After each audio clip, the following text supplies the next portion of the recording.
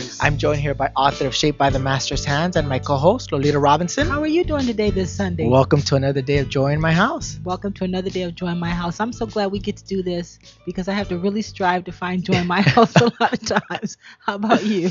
Same with me. I hope all of you out there who are listening and viewing become a part of the joy that we have in our house here on www.latalklive.com. Yeah. Because we struggle too. Yes, we do. And you know why? We always recommend our guests to be vulnerable and transparent. Because if we speak off a pulpit and how perfect our lives are, Right. who will connect with us? I know my life isn't like that. No, I know exactly. And so it does. It keeps me during the week remembering that joy is something that is an inside job. Happiness is an inside job. It really is. And it gets hard because every now and then I try to creep out and look externally and it doesn't work. So how about you? Same with me. You know, it's a constant work. It's a process. Yeah. And you never really arrive. You have times of happiness, times of peace, times of joy. Right. But then you also have times where you're challenged. Yes. And you're frustrated and you're stressed out. And then the anxiety starts to build. Right. And then you start thinking, oh, I should just do this. Forget this. And Right. then you got to come back, get on your knees. Sometimes you need to cry a little bit. Yes, sirree. Sometimes you need somebody to check you and be, you know what, you need to really just sit down. So I think it's a process. Well, that was well said. So I'm looking forward to today. I know you Yeah. got something planned special for us. We do, but we had a great show for you guys last week. Last week we had Jennifer Faith. She's an author. Yes. And she talked about being in a marriage, a 20-year marriage, and being abused. And the man was a man of ministry. Yeah, that's what was really freaky. You know, we're going to talk about that probably later on in our topic, which I don't want to go ahead of. But sometimes we just really have to just believe and know that God knows what He's doing, because things can look so perfect. I mean, the way she described her husband, good looking, charismatic in the ministry, and no one had any idea that he had all this brokenness going on inside, you know. And then she talked about herself too, which was good. Right. She had some brokenness in her life as well.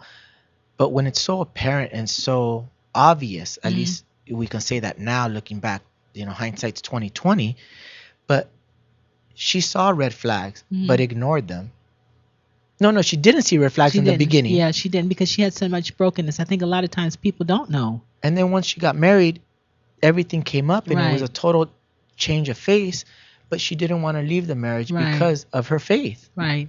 It was a lot to that. I hope that people go back on the archives and see that and realize. I did read her books in terms of what to look for in a abusive partner, and if you're in a relationship with an abusive partner, I think the most important thing is not to hide and be ashamed, and to speak out and to get the help that's necessary. And that's so important because we get stuck in our denial.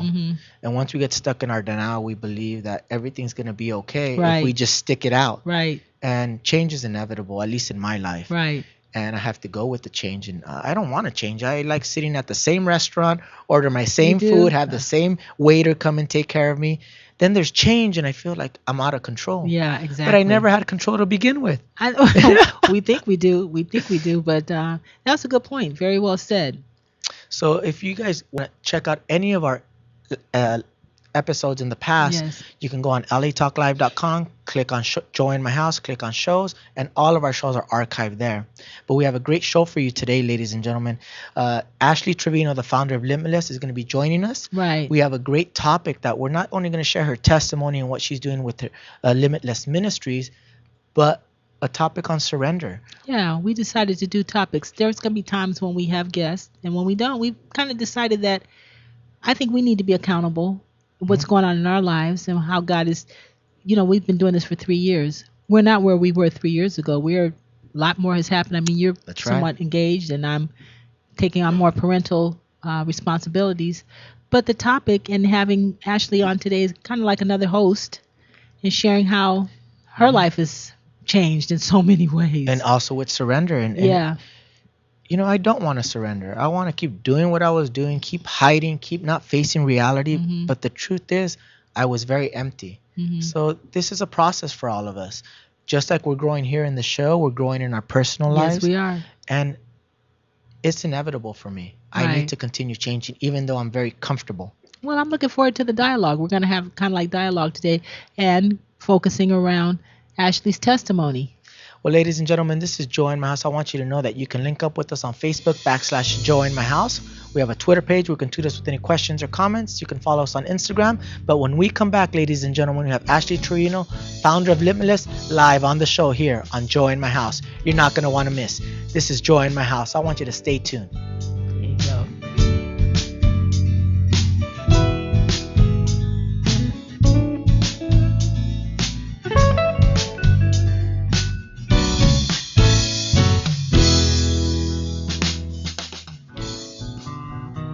Hi, this is Marsha Waiteka, inviting you to join me every Monday at 1 p.m. for Born to Talk, where conversation plus connections equal community. Starting Monday, April the 13th, be sure to tune in to Born to Talk with Marsha Waiteka, Mondays at 1 p.m. Pacific, exclusively on latalklive.com. You can also listen live at iTunes Radio R&B, TuneIn Radio, Radio Flag, Live 365, or AHA Radio. This is Reality Radio, handcrafted for your listening and viewing pleasure. We are LA Talk Live, and we are born to talk.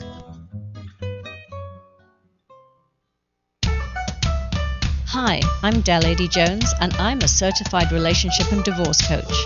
And I'm Debbie Carlin Boyle, and I'm a certified personal trainer, fitness, and wellness coach. Join us every Tuesday, 2 p.m. Pacific, for our new show, Del and Debbie's Mind, Body, Soul, and Everything in Between. And we mean everything. Join the conversation on things such as living a happy, healthy, joyous life, Reinvention after divorce, parenting challenges, dating issues. thrive with beauty and grace, and yes, we're even gonna talk sex. Starting September, join us Tuesdays, 2 p.m. Pacific, for Del and Debbie's Mind, Body, Soul, and become part of the discussion exclusively on latalklive.com. You can also catch us on iTunes Radio R&B, and now live on Facebook, or watch and listen directly at latalklive.com. Reality radio handcrafted for your listening and viewing pleasure. This is LA Talk Live, and we are more than just talk.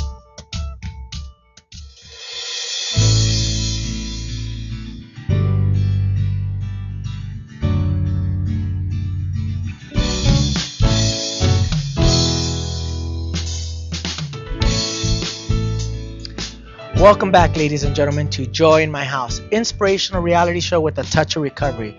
I'm joined here by recording artist Lolita Robinson. How are you doing? I'm looking forward to today. Let's get going. And our in-studio guest, Ashley Trevino. Welcome to the show. Oh, yeah. I'm excited, too, because you bringing your Facebook fans with us today. Yes, for my Facebook, I have to include them. They're such a big part of my testimony, you know. Good for you. All right. Well, hi, fans. How are you? Well, as we left you on the last segment, the intro, we are going to touch on your testimony. We always like to let people, our audience and viewers out there who are listening, get to know how we met. We met through Dusty Marshall and Crystal Marshall, which are Christian performers. Right. They were on the show and they did our Christmas special. Wow, and that's a while Crystal ago. came and gave her testimony for the first time here on the show, live on Joy in My House. But they referred me to you. I was doing a couple of fashion things at the time and said, oh, we have this fashion guru. She just got awarded an award for the Fashion Stylist of the Year in Vegas and said she should come on your show. She has a very powerful testimony. Mm-hmm. We got an opportunity to talk over the phone. We were supposed to put you on, I think, Thanksgiving about that weekend, but you couldn't make it, rescheduled you. Right. But eventually you did come on the show. Yes. And I have to say, I love Dusty and Crystal because they are, like, I look up to them so much, you know. You still keep in contact with them? Yeah, I mean, every once in a while on Right. Facebook and stuff. But I just, they're like, I just strive. I want to be like them, you know, in my relationship. Like, What do you mean? Because I just, first of all, they love God, you know, Right. so it's like, that's already odd for someone in our generation to be so on fire for God. That's true. And then they are so unique. Like Crystal has this like short hair. She's like rocker chick, you know what I mean? Beautiful, And yeah. then Dusty's like just like almost, he's like I don't know, he raps, you know what I mean? And so it's like they're just no. so eccentric and awesome, and I just really I love them as a couple That's together. neat. Yeah, So it cute. is neat. I'm Yeah. sure they have their struggles too as a couple. They you do. know, being in this business now, they have 2 children, don't they? They just had their second baby. Oh, wow. And I think she had a scoliosis, and they're It's- working through that process. And the they're second actually- baby too. I believe the so. first one I know. No, the had- second one. No, they've been through so much, and that's what I Wow. really admire about them. Like they stick it out together. Mhm. I mean, they travel together. I'm like, how do you guys spend so much time together and not like get tired of each other, you know? And they're like always like, oh, we That's love each true. other. And I love them. They're That's awesome. neat. Anyway, That's neat. Okay, yeah. well, I'm Well, glad that you introduced him and he introduced you, and that you're here, and so Yeah. all right. Well, you do have a powerful testimony because you had the opportunity to share that testimony, and it is a heavy one, especially for me dating you. It's always hard to hear it over and over, but I know that that's not who you were, and I know that God has used that Right. to do amazing things, not only in your life, now that you're a part of my life, in my life as well. Yeah. But why don't we share a little bit of that testimony? Because where did you grow up? Well, I grew up in Palmdale. Born in San Diego, but grew up in Palmdale on the east side. And what right now they call it like the mini Compton. So you can just imagine like it's not the best neighborhood, you know. But I met a pimp when I was 14 years old. And I mean, it's like it can happen to anybody because my parents are still together. They love each other. I grew up in a really good home, you know. But it's like you can be at the wrong place, you know. Right. And I just spent the night at a friend's house one night, and she was like, "Let's go out." We snuck out that night. You know, her mom was sleeping upstairs. We snuck out, and I met this guy, and he totally swept me off my feet. I mean, I was a young girl looking for love, and you know, I bought into his lies. I bought into everything he was telling me, and next thing you know, I was working for him. I started dancing, and this was a couple years later. You know, it's like what they call it, and they call it like a grooming process, you know, where they work on the girls and they look for certain things in the girls where they look for like insecurity or vulnerability, and then they attack that, and they groom you until you fall in love, and then they make you work for them. So Yeah, they pretend like that's- they're your boyfriend or something. yeah, so there's different forms of human trafficking, you know. But for me, it was like I felt like quote unquote fell in love with my pimp kind of thing. So, Okay, I yeah. understand that.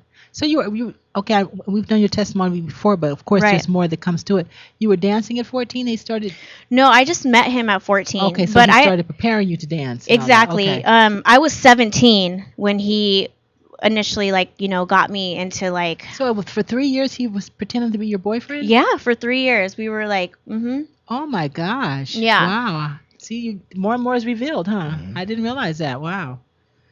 Yeah. Well, I think when any predator, when they see vulnerability and they feel that they can get to it, they'll get to it sooner if they can. Right. But they're meticulous. It's what they do.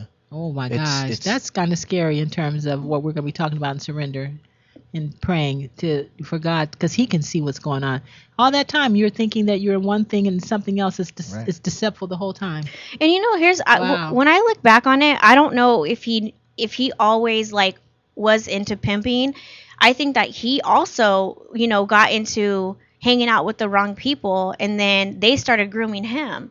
Do you see what I'm saying? All right, so I'm glad I you don't said that. Yeah. I don't know, like, because looking back on it, I don't think he was like initially just like trying, but I think he was hanging out with the wrong people, And he said, and "Hey." then he was like getting groomed, and you could see his behavior starting to change, and then he just, I don't know, it was Okay, like so he involved too. that's what I'm saying. Okay. That's what I think. I don't know. I haven't never like talked to him or asked him, but I do, looking back, I do think that he was being groomed as well, by older men who were Yeah. in the pimping business. That's what I think. Yeah. Okay. Well, let's touch on what caused you to change, because at the time you're 17 years old, you're dancing. Tell us about that part. What caused me to change? Well, Change what it- happened? it- Tell us about finding Christ. So what happened was, well, at this point now, I did an amateur contest, right? So that's another thing, is like you go for the first time, if you don't really know how to dance, you can do like an amateur contest, right? So that's what I did. He told me to go there and that I would win a lot of money that night, if I won.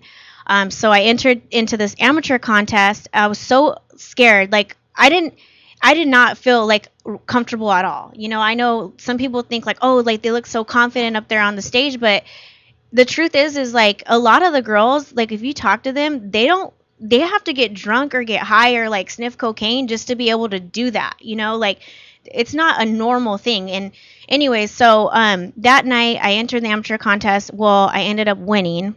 So I won like $2,500 that night. Wow. Yeah. And then from there, you know, you go onto the floor and whatever, and you work and stuff. But I ended up getting pregnant. And I remember my friend Amanda, she was always talking about Jesus, like this Jesus guy or whatever. And so when I got pregnant, I was so torn because I wanted to keep like my pimp happy and I wanted to be with him. But then inside I knew like I couldn't keep my baby because I couldn't keep dancing, you know? So I wanted to meet up with her just to talk to her, like, because I was conflicted. Like, as a woman, no, you never think I want to just, get an abortion. You never, that's not something you're just, I mean, I didn't want to at least. So when I went with her, my intention was to just speak with her about the abortion process. That's really what I met up with her. And I knew she was different. I didn't know at the time she was a Christian. I just knew she had love. Like, she would listen to me and she would give me the right advice. So when I met up with her, she starts telling me, like that God loves me and that I should keep my child. And, and she told me that Jesus would provide for me. And I was like, dude, whatever, like you're tripping. Like, I don't want to hear this Jesus talk, don't Jesus me or whatever. Well, the crazy part is that night when I went into work, was in the strip club in the back room getting my lingerie on. And I went to go take one last look in the mirror and I was like clipping something and I looked back up and I just saw God's face like staring at me in the mirror.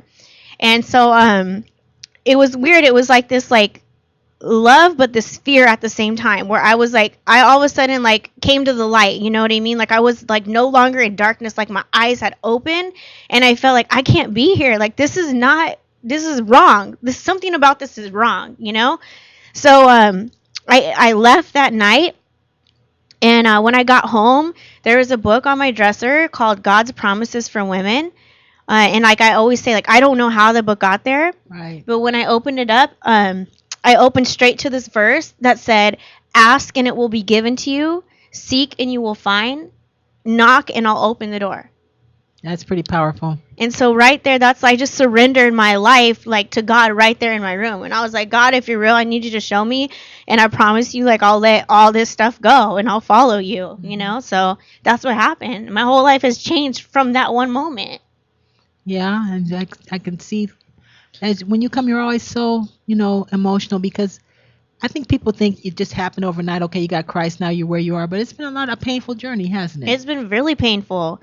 I mean, you have to, I mean, first of all, I'm going through a healing process right now where God is having me like look into my past. And that's not always fun. You know what I mean? Nobody wants to like go back to their trauma or go back to the things they've been through.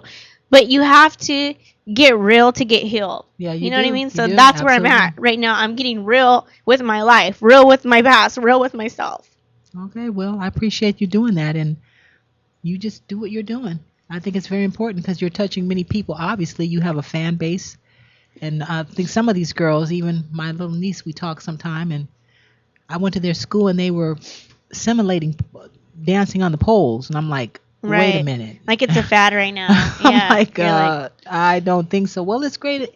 It's great exercise, they were telling me. But this stuff is glamorized. It really is, especially with all these are 6 and 7 year olds and the Kardashians and all these reality shows and and these basketball wives and it's disappointing and it's too bad that this is what we're promoting. Yeah. I mean, we really have to go back to where we used to honor God, where we were proud of living in this country, where we have the freedoms that we do. And we're just so confused on what being a woman is and what being a man is. I mean, you look at what they're showing you, gentlemen, a woman that you want is the type that these party buses are coming in. We were just talking about that in the car over here. Yeah, I mean, what are they telling you to aspire to, the kind of woman you want to have? Like I said, it's so distorted. Yeah. It really is. But when you have a strong foundation like we do in Christianity or in Jesus, actually, he really always reminds us. And it's through his word that he reminds us the people that we're supposed to be, the men and women that we're supposed to be. Yeah, and it's hard, especially in today's day and age. It's not exciting compared to what the enemy has to offer. It just isn't. And it's really not because God placed it on your heart. You know. Yeah. God really placed it on your heart to then videotape this testimony. Yeah, and that's what I was getting to. So like I wanted to just completely like expose the lie, because people, you watch these Rihanna videos and Beyonce videos and Kim Kardashian and all these women who have influence over our generation. And, they're like popping bottles in the club and they're stripping and they're dancing and they have all this like power over men and, they're like promoting independent women and all this stuff. And I'm telling you right now, like all that is lies. Mm-hmm. Like those are angles that, someone's taking with the video. Right. And honey, you're not in the back room with these women. You're not, you don't hear, I'm going to get so real with you right now. Like you don't hear about what happens, like people being followed home, being stalked. My car's gotten stolen before. Like you don't hear about the real deal, Mm-hmm. or the nasty, there's diseases going on. And like one time the girl came in with scabies, like nasty stuff, but they don't want to talk about that in the Rihanna video. You know what I mean? Like, so this video, and God told me, this is the crazy part. This is really about surrendering, because I thought me and God were tight.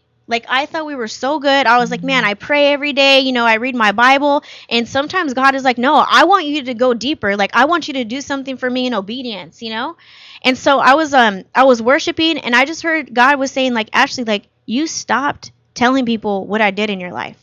You stopped sharing where I took you from. Because I was so dignified in the fashion industry, and I was so trying to, like, present myself as this, like, perfect person. And God was like, what happened? Well, you need to get real again. Well, you're saying a whole lot too, and I think also the lie that I see in when you were talking about these famous people, that you're going to walk away with this really loving man. Yeah. Yeah. That all these guys are waiting to just love you, and I don't think that's really. And what we happens, talked about in the car, because we talked about how the women are. Where did he take you out? What is he spending on you? Yeah. What is he buying you? Right. What is he doing going? For you? Exactly. As opposed to who the man really is. Is he a loving father? If you have children, is he a loving stepfather? Is he a good son or daughter? Some of the values that we used to look up to now are thrown out the window. What is he driving? That's a wimp. What is he driving? What's his area code? And we were actually talking about Right. that. And then the women are so disappointed when the men don't stay with them, when And- all they were looking at was for Yeah. that? I the mean, material it's stuff, the a trap. superficial stuff. It's a trap for both. On both It's a trap for both. Because Yeah. kind of like what Tupac and them were saying. You have a woman who's stripping and doing all this, then you want to take her out and make her a housewife. I mean, come on. You can't You make know- a hoe a housewife. Well, Just if be the real. hoe You wants to can't be make a hoe a housewife. If she wants to be a housewife, but can't. it's a transition. Yeah. And it's you don't and it have is to a be real a dancing process. hoe to be. My behavior was very promiscuous. You I can be a wasn't on a free pole, but it wasn't. God had to come and redeem my life too. So we're talking a lot of stuff today. But it's this true. theme of surrender, because you did surrender. You made a video and Thank it you went for sharing viral. this stuff. You Yeah. were very transparent because you wanted to be obedient to God, and it went out of control. Yeah, the video, it took me, I'm going to be honest with you, like I had this video that was sitting in my phone, that God asked me to make. I had it sitting there for 2 weeks, and then I went to church, and pastor was like, what is God asking you to do that you haven't done yet? And I knew God was saying, like, you need to share that video.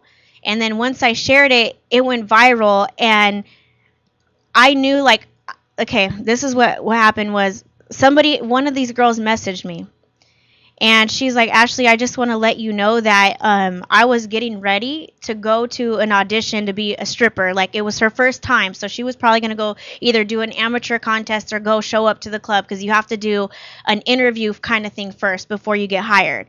So she said that she saw my video and she thought it was a makeup tutorial. So she clicked on the video, and it was actually my testimony about how I, stopped being a dancer and how God changed my life.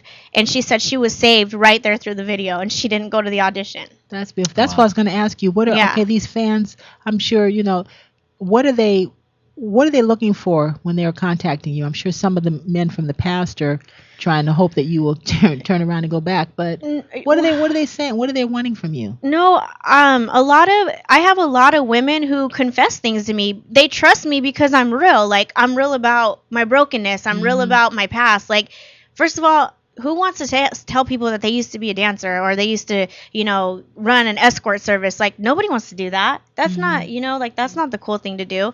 But they reach out to me and they're like, I'm struggling, Ashley, or like, I have a pimp. Like, I had someone yesterday actually telling me that pimps were after her. Can you pray for me for protection? I have women who are they're still dancing now, and they want out, but they don't know how to get out. I mean, it's just all about just supporting and encourage and loving that woman right where she's at, because it's so easy to judge a woman when you don't know, like, what if she's forced into that? Yeah. You know what I mean? Yeah. You think, and I'm not saying that every woman's a victim. That's not true, because some of these women are just malicious and they're evil and they do it for their own, wicked gain. But there are also women that are forced into it, or how do I say it? Brainwashed into it. And I was a victim, and now I'm a victor and I'm overcoming this and I'm speaking out. So I'm reaching these women that are battling the same thing right now, like in today's society, and more than ever, it's like the cool thing to do. And we have to just expose the lie of the enemy. It's not glamorous. It's not what you think it is. It's not. That's what I'm saying. It comes with a lot of hurt, a lot of pain, a lot of turmoil, and a lot of anxiety and fear. I remember, thank you. That was very well said. And I'd like to give you a round of applause. And thank you for clarifying, because when you told me you have a fan base, thank you, Rick. I'm thinking, okay, the fan base would be a lot of men, but this is a lot of women that are reaching out to you. Yeah, I mean, I've had men too that have confessed, like, I'm pimping right now, and like, can you pray for me, but not more so lately. There's been a lot of women, and you would be surprised. Some girls as young as 12 years old. Oh, I'm not surprised at what the enemy's doing. Well, it kind of reminded me of when you and I talked when we first before we did the show. You told me you were really into Sex in the City. That you and your girlfriend would sit and watch. And I would watch episodes of Sex and the City constantly, and I remember thinking, wow, look at how much fun they're having. They're drinking, they're partying, they're being promiscuous, but they weren't beautiful clothes. But they weren't showing the background of it. They weren't showing the consequences of it, the STDs, the broken relationships, the pregnancies, the abortions. And once I gave my life to Christ and I started being real with myself and going through program, all that stuff, and I was going through that, crying and stuff, going through stuff. I remember that. I couldn't watch the show anymore. It was a lie to me, and I think that's what society's getting. They're getting fed all these lies. And men have consequences. That's why this show is going in different ways. But when you and I were talking, without you tell your own testimony, but you were calling me and repenting and crying because you were reaping the harvest of my your craziness, behavior. yes.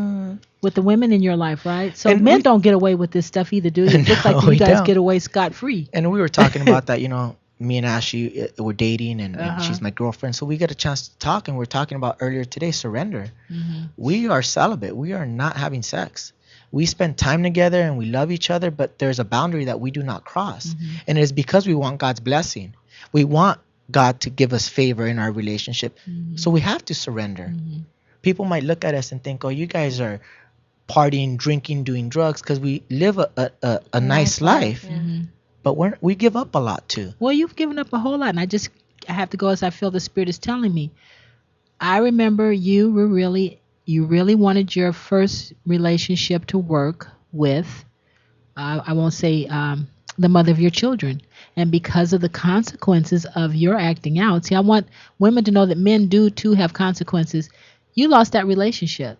Yes, and I had 2 children with her, and I thought. And you really, because we bought the ring, you wanted to be in the relationship, and it was over. She just didn't want to deal with you anymore. And it was crazy because I was trying to fix something with being codependent. I really didn't even know her. I was 17 when I met her. Right. Like Ashley says, she met the man very young. I didn't even know myself. But yet I thought, oh, I'll fix this by doing more. Instead of saying, let me fix myself first. See who I am. Find out who I'm about before I'm able to give. I didn't even love myself enough. So it's interesting to look back now of my craziness. 2 children with my first mother of my kid, and then at the same time while I was trying to fix that, I had somebody else pregnant.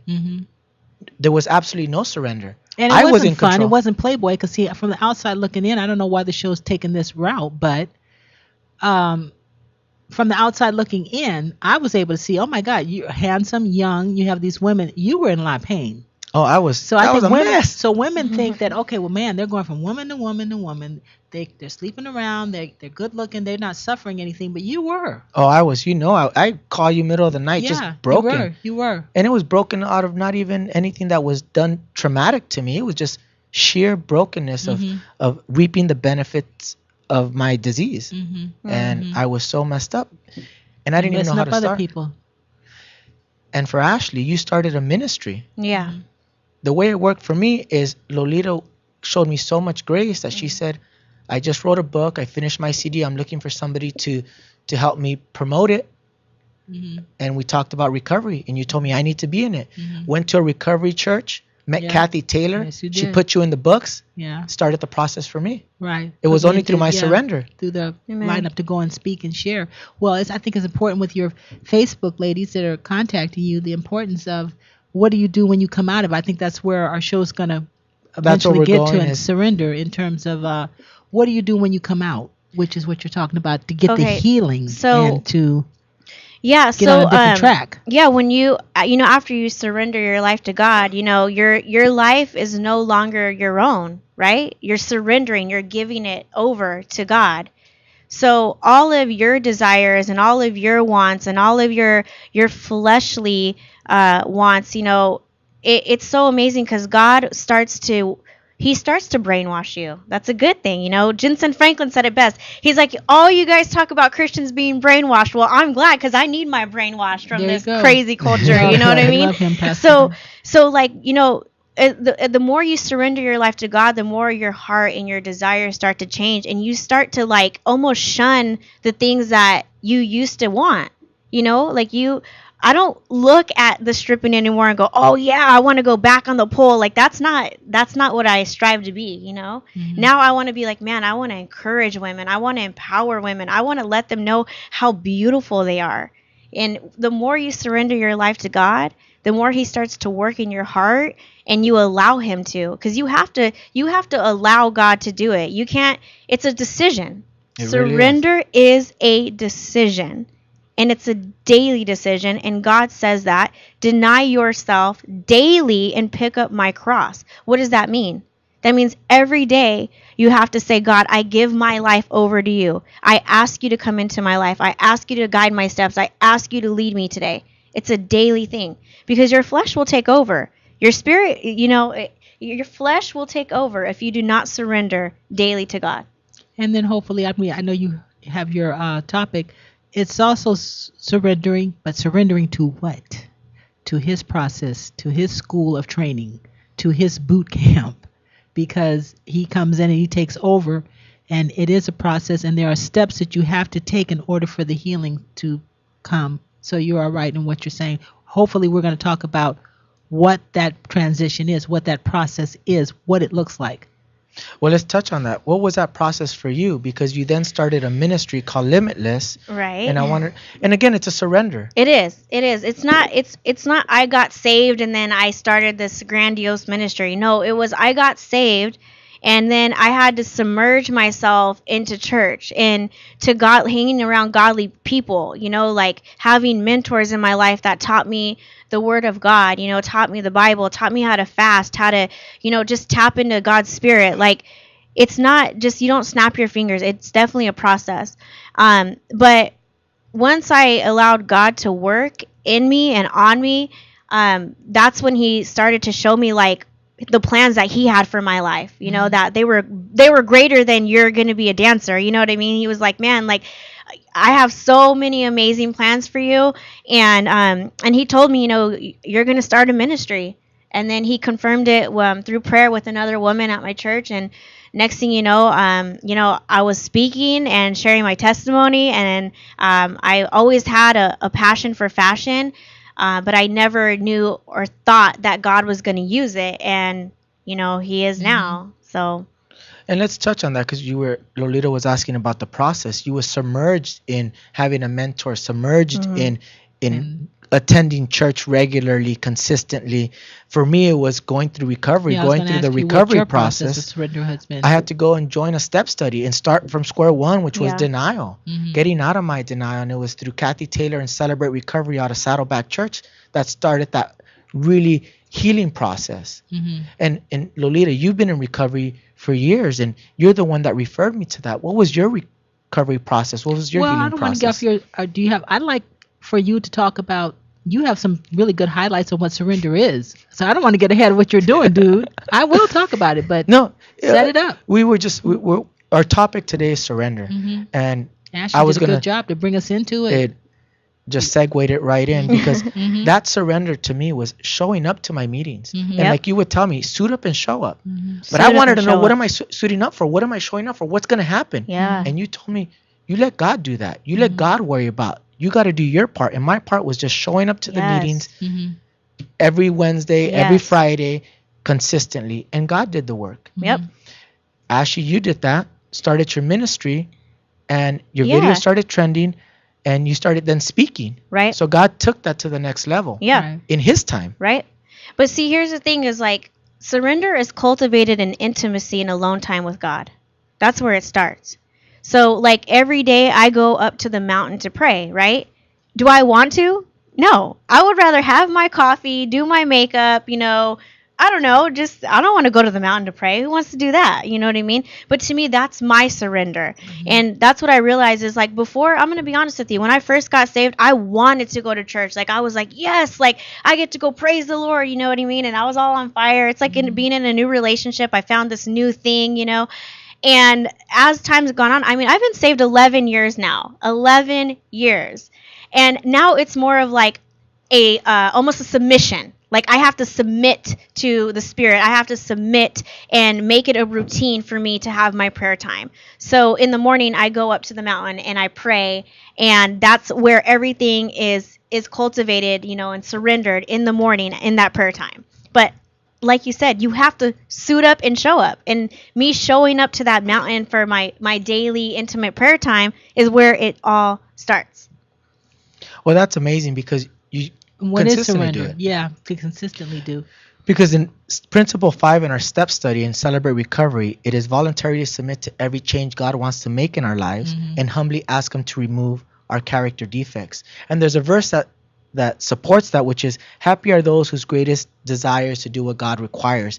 And for me, as I do what God requires of me, I get this peace and serenity that's beyond my own understanding. I have a cousin who constantly he's devil's advocate to me. He's constantly telling me, well, why this? Why that? And sometimes the only explanation that I can give him is God just healed my heart. It really is a peace that I cannot explain logically. But as I do it more and more and submit to God, God just gives me such favor. I mean, Ashley's an example of that. I was alone. I was not dating. I dated somebody and I was like, you know what, that's not for me. And God then introduced me to her at the right time in His time. And she's been my best friend. It was through my submission, and only through my submission that He was able to give me favor. If I was on my own and I was dating this person, dating that person, I would have never dated her. Or maybe if I asked her, she probably wouldn't have dated me. That's right. That's right. But Because what- I'm going to tell you, can I step in real quick? Yeah. I'm going to tell you ladies out there, okay? You don't have to date a whole bunch of men. God knows exactly who's meant for you, and He will step in at the right time. Yeah. And this is so crazy because I lost everything, and I was in my car crying out, and I was like, I'm so alone. I felt such a loneliness, right? But I was content in God. People are like, I hate the cliche, oh, God is your husband. First of all, can God kiss me right now? No, He can't. Can He hold me right now? No, He can't. So there is still a desire, to have a companion. And the Bible says it's not good for man to be alone. I'll create a helpmate that's suitable for him, And I was in my car and I was crying and I was like, God, I'm so lonely. Like, what's going on here? And I called my friend Sarah Jane, and she started praying over me, and she was like, God, I pray you would bring the man that is meant for Ashley. And like, she was just going to town, and he asked me out on a date. I'm not even joking. The next week. Wow. The next week, he asked me out on a date. And I was like, man, this is crazy, but whatever. Anyway, so my point is That's a this. good footnote. But Like, you I'd don't have to date around a whole bunch of people. That's what I'm saying. You don't have to. You don't have to do that. Well, I want to take advantage of there are so many different aspects that we've been talking about, the consequences of what men go through, and glamorizing stripping, glamorizing pole dancing and drinking and partying and You have Facebook fans and you're showing them that being a stripper is not the way to go. I want to get back to what was that principle? Principle 5: submit to every change God wants to make in your life, and humbly ask Him to remove your character defects. That's where I'd like to kind of hone in at this point in terms of when we do surrender to God, which is what God is doing in my life at this point.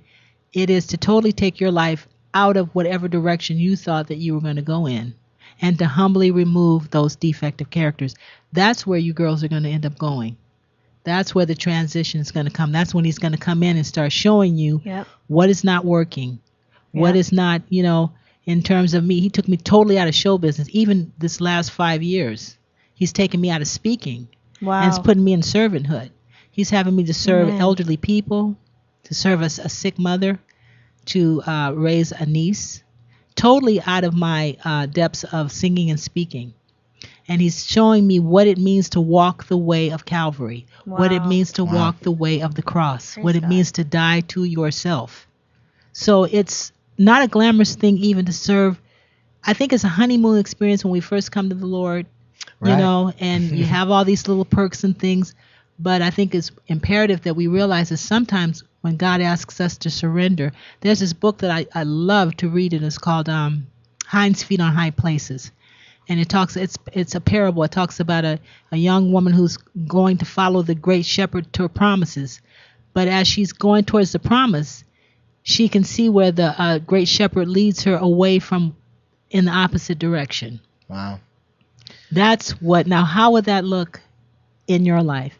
Right now, my life does not look anything like what has been promised. I'm totally opposite of where any kind of speaking, any kind of singing, any kind of sharing. I'm more of a servant, washing other people's feet. That has been a death to my own life, my own character. What does that look like to you? Well, that's a perfect segue, because Ashley was just going in that direction where she completely submitted that lifestyle, completely submitted to herself. And then you started your ministry, but your heart was in fashion. Right. But God was able to then turn it all around, because your ministry started putting on fashion shows to share the gospel. See, God is so good. Yes, and I can just encourage you, Lolita, because I was actually feeling like God had me leave Vegas, which is where all my success was, right? So I had all this success in Vegas. You sure did, yeah, because that's where everything is. That's where everything was for me. And then God asked me to leave Vegas and go back to my hometown, which is this little tiny rinky-dink town that no, it's not on the map. Quartz Hill is not on the map. Okay.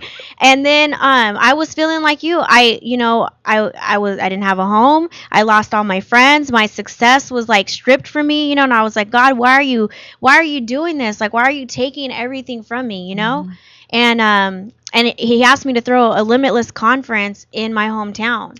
In your little hometown. In my little hometown. I wanted to go and do it in LA or, travel and do all this stuff. And God was like, no, go back home. That's where you need to spread this word, And it was successful. And but before that, it was obedience. It was blood, sweat, and tears. It looked like the opposite of what God had promised me, because I walked away from everything. I walked away from that success. I was working with America's Next Top Model. I had met Michael Phelps and styled his girlfriend at the time, Megan. Like I was working with celebrities. Like I was doing my thing. This is the heart of it. And then God said, "Go and leave that." Right. And I did. I was obedient. I surrendered. I was obedient to that. And then I listened to the next step, and that's the thing, is God always gives you steps. Yes, He does. If you're faithful with the little, God will make you ruler over much. But you have to start with the little. It's those little steps that God asks you to take. And so after I threw the conference, I met someone that was a sponsor named Maria. She was the owner of Bella Bridal. Which was one of your lines that which you is were one showing. of my lines that I showed at the conference. Yeah. And, a couple months after the conference, I get a phone call from her, and she's like, Ashley, my mom is sick. And she was like, I don't know anybody better. Look at the changes in her life. She's like, I don't know anybody better to take over the shop but you.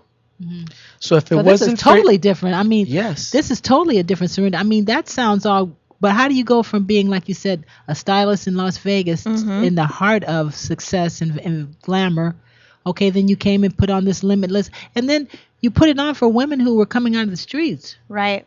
Yeah. Okay, it wasn't celebrity women. You were reaching No. God's broken women who were coming out of that lifestyle, right? and that was the obedience that was completely different than the lifestyle that you were living in Vegas. Right. Yeah, I mean, just total different surrender.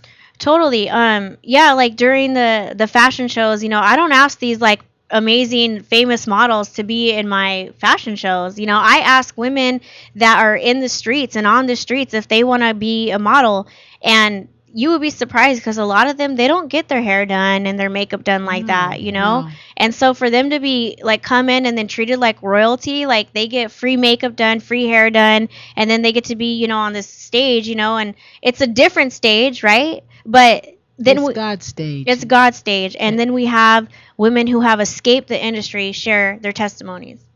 Okay, so that's, I think, what I'm feeling from this show and what we're trying to convey to, like, you're live on Facebook, is that surrendering to God, it might not look like what you think is going to come out. Exactly. And what were some of the, okay, now you surrendering, okay, how about? For me, it was the same thing. God, I was teaching. I had a successful martial arts academy. There was 320 active students. I was, you know, the master, and everything was great. But because of my acting out and my addiction, like you said, I had to suffer the consequences. I lost everything. I lost everything. Went to a deep, dark hole for a couple of You years. almost did some jail time too. Yeah, without going almost, into- exactly. yeah. Almost did some jail time. And even you would think after that, no, I still kept getting arrested.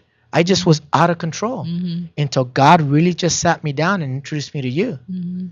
That's when I gave my life to Christ, was in your car when I came out one day saying, no class today. Right. I looked awful. You sat me down and you told me about this loving God, and I surrendered and I said, I give my life to Christ, and you said, go tell somebody. And that was my first act of obedience. I didn't want to go tell somebody, what are they going to think of me? Oh, I gave my life to Jesus. I thought, man, somebody's going to laugh at me. But I was in such pain, and I needed that fulfillment so much. I wanted what you had, that I was obedient to you. then And here God you- started the process. He did start the process. Here you are a master and a sensei, is it what they call you? And then here you were willing to submit and take my products around and to open the door so that we could speak and sing, and that led to this platform. That led to this. Okay. That's amazing now. It's amazing what God has done. But in removing the character defects, what he was doing is getting rid of pride, arrogance, independence. I'm very independent, very strong will, I like to be, we are survivors, and that is good. We are survivors. But a survivor can be one to what would you say in terms of, I take care of myself. I'm independent. It's almost like you isolate. I isolate. I do my own thing. I take care of myself, my own reliance. Would you say that was kind of your agree, life, yes. or your life too? Yes. I feel like Yeah. I was in control. I needed to control everything. If I wanted something, I needed to work hard at it. But I started realizing through my surrender that the more I gave up, the more other things were working out. My relationships with my ex-girlfriends and the mothers, they were more willing to talk to me and share my children. So I didn't have to deal with that chaos. As he dealt with your what? So My character defects. That's what we're trying to, for these people that are alive. He dealt with you, right? Oh yeah, he had to. He And how sat you me were down. talking to the women and how you were treating them. You even had to make amends to the ladies. Yes. And that's part of the Praise process. God. Right. And look what it ended up happening now. They call me for advice regarding our children. My relationship with my children is very close. Yes, it is. But it was only through my submission with boundaries that I'm able to live this life now. And let God work in your life. Let him work in your life. And he's still working. Even Yes. in trials and tribulations with Ashley now. You've talked to us. We've had to come and get on our knees and pray and ask God to intervene in our relationship. It is a constant surrender, but it's also one that we voluntarily submit. Right. First, God removed everything. We had no choice but to cry. Right. And It, what it was your- our choice to allow God and in. it's so there's And what times where about your defect of character? 'Cause Yeah, we're trying to oh help my gosh. the people. We're trying to help, and you guys are doing really well.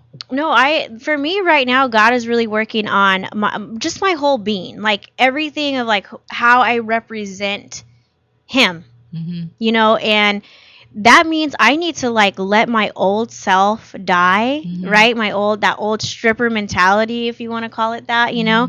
And that it's very hard for me to let that go, because every day, like, there's this book called Every Man's Battle, and I know it talks about lust or whatever, and I feel like there should be a book called Every Woman's Battle, because we're battling that same thing of like, do I identify myself with what the world looks like, you know, do I want to be sexy and wear this or that, or do I want to be what God says, you know? And in order to do that, it's like God has to work inside of you. And so he's been really exposing these things to me of like, dang, man, like I can't wear that no more. You know what I mean? Or I can't say that anymore. Or I don't know. Like, it's just, I know God is like changing me from the inside out. And it'll be a reflection outwardly. And so I want to dress more professionally. Like, that's something that I really struggle with. Like, it's hard to let that go. It is so, I don't know why it is so hard for me to let that go. That's your identity, isn't it? To have the power to look glamorous and to be sexual. And that's what the world's telling us to be. Yeah. And I don't say, I mean, there was a beautiful fashion, like Esther was beautiful in the Bible. Lydia, she was, you know, in the fashion industry too. I'm not saying that you can't be, you know, in fashion or be fashionable if you're a Christian. That is not true. Well, fashion must have changed over the years. I mean, of course, I'm older than you guys. When I think of fashion, I think of like Audrey Hepburn and them. They were very glamorous. Right. Fashion today is what is a little bit more. It's just sluttier? a little more. Yeah, it is. It's more slutty, and that's what I'm saying. Like, so when I think of fashion, I think of being all dialed up with your hair up in a French roll. There you go. And walking in a sleek gown. Yes. Very, very elegant. That's the way the red carpet used to be. And that's now how it's different. Huh? It's different now. I'm not in Vegas it's different anymore. now. Now you like see like people's nipples. You know what I mean? And you're like, whoa. Oh, okay, and so that's what okay. I'm saying. Like, I feel like that is a struggle for me of like, okay, and so I'm trying to be more glamorous, you know, like I still want to be myself and be fashionable, but I know God is like, you know, there's some things you got to like start to like really change. And so that's where I'm at in my process. See, I'm learning a lot from this conversation because I'm of a different generation than you guys. And we talk about that because we're talking about surrender. And in our lives, we surrender these big, grandiose things, our marriages, our divorces, our finances. We lost our house. And we surrender that and we ask God to take over that, and he does. But a lot of times we also forget to surrender the little things, the everyday frustrations, the everyday showing up to work on time and leaving work on time, the everyday deciding not to go to the bar but to go home to your family and invest the time with your wife to repair the relationship. I used to think in the 12 step when the AA, I used to read the big book of AA, Alcoholics Anonymous, and how humbling it is for an alcoholic or an addict to do the homework with the children. I used to think, what's the big deal with that? But I see it now. When you ministry to me, like you're saying, fashion ministry to me is like what Joyce Meyer's is doing. You know, it's like being on this big podium, or what Joel Osteen is doing. To me, that's having ministry. a big congregation. Having a big congregation, having a big following. And God is saying, no, I want you to sit with a woman who has dementia and play cards. There you go. I do this every day. Praise God. I sit with this woman who literally has dementia. She loves me, and we play cards. And I'm like, what on earth? Or I'm doing the hair of my little niece. I'm like, what on earth? Well, ministry starts at home. Ministry, it's not glamorous. But this is what is different. I mean, you're driving your kids to back and forth, to and fro. You know. Yeah, I just want to say, like, I really admire Joelle because the other day I posted this picture on Facebook, but the other day we were coming out of the gas station, and Joelle stops and with this homeless man. And he gave him $5, and usually, you know, people will give him money, walk away. But Joelle stopped and grabs this man's hands, asked what his name is, you know, asked him if he needed any prayer for anything, and he just started praying with this homeless man. And I posted the picture. Why? Because it doesn't look glamorous. There's a dirty broom. The homeless guy's holding the dirty trash can, and here goes Joelle and holds his hand. And I was like, wow. I was so like, I just admired him so much in that moment. Like, this is real Christianity, you know? That's how I felt. Real ministry. But that's really true. But that's what you're saying. Yeah. Ministry is not glamorous. Yes, once you've been obedient for years and years, He might God do it. might take you to that pulpit, to that platform. But at the end of the day, ministry starts at home in our own very backyards with our children, like you said, doing homework with them. Or having to say, hey, we're going to pray. And sometimes I think my daughter's 18. She has her own daughter. She has her own relationship. She's very young. When I say let's pray together, every once in a while I think, well, what does she think that I'm this Jesus freak? I got to get rid of that and say, God has done an amazing work. And the reason I'm able to pray with her is because I'm a Jesus freak. So I grab her hand and I grab it tight and I pray with her. And then she prays back. How interesting that I would think that she would then think that I'm a joke, but just the opposite. She thinks, wow, my father really believes. He really believes in what he's saying. This is some real powerful share. How are we doing time-wise? We're getting close to the end. So what I wanted to say is we get stuck when we don't completely surrender. It's one of the reasons why we get stuck. And surrender what we think it's going to look like too. You said where we thought we were going to go, this was going to be the path, but God has another path. But God still fulfills his promises because Ashley got back into fashion. Yes. Not only does she throw the fashion show, yes, now she's a proud owner of a bridal shop. Yes, amen. That is so God beautiful. is so good. And I didn't do anything but be obedient and surrender. And that's the answer. That's really the answer. Well, The direction of going to being a store owner, a boutique owner of a wedding boutique was completely different, like you said. Than what you thought. Are you going to still eventually? Is it on your heart to? I know it's on our heart to. Joel and I've been meeting. We've been praying about the direction of the show and what we want to do next. And I do know there's venues that need to be done. Yep. So are you going to go back and put on some more Limitless I conventions? am. Yes, I just spoke with somebody yesterday. Actually, I got contacted by LA Style Magazine, which is like a really big deal for me, and they want to put my story in their magazine. Wow. And and so I was speaking with the publisher, editor, and owner of the magazine. Her name is Trisha. If you're watching, Trisha, I love you so much. We're going to collaborate on some things. So in the future, there will be a Limitless fashion show with my own boutique, Bella Bridal, in it. Yes. And I got a gown coming too, guys. Yes, I do. Well, the show is coming to a close. That And was we fun. talked a lot. I learned a lot today. We talked a lot, and we were a little bit here and there, but I Well, hope there's it a lot touched of some of stuff, you yeah. out there who are listening and viewing. Link up with us. Find us on Facebook /Join My House, on Instagram /Join My House. Tweet us with any questions or comments on Twitter /Join My House. But the show is coming to a close, and we like to ask this of all of our guests, and we're going to actually ask ourselves today. Yeah. But let's start with Ashley. Ashley, what does Join My House mean to you in today's day and age? You know what? Joy in My House has really changed, and even since the last time I've been on. You know what it is? Joy is really God, family, and friends to me. That's it. No, it's not. That's it. I mean, just having those things, I have joy. Amen. That's beautiful. Amen. What about you guys? Lolita, I got to ask you, joy in my house, especially through life's challenges and changes. Wrote that thing 15 years ago. Lord have mercy. It means today rest. It means to cease from my own striving. There's times when I get so overwhelmed and I get like so upset. I have to just sit down and be quiet and sit still and find inner peace. That is joy in my house today. Amen. Amen. What about you? I got to say, for me, joy in my house is time. Ooh. It's the one commodity that I can't get more of, whether I'm rich, poor, if I'm smart, educated, dumb, homeless. I can't get any more time. So my time is so precious. So to me, joy in my house is the little moments that I can just sit back and say, I'm present. God loves me. I have peace. I get to spend a lot of time with Ashley, my best friend. I get to spend a lot of time with my children, see them grow up and talk to them about the peace that I have, about Jesus. And to me, that's joy in my house. Wow. Very well said. Ladies and gentlemen, this is Joy in My House. I'm glad that you guys are tuning in with us. Know that you can find us on latalklive.com, live every Sunday here at noon with life-changing stories of hope and inspiration and talent that will inspire you. Catch us live every Sunday, ladies and gentlemen. I hope you have a blessed day. This is Joy in My House. Joy in my house. Joy. I got joy.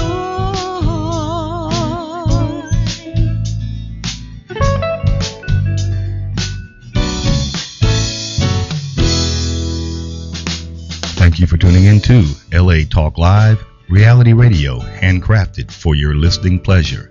This is LA Talk Live, and we're more than just talk. Stay tuned.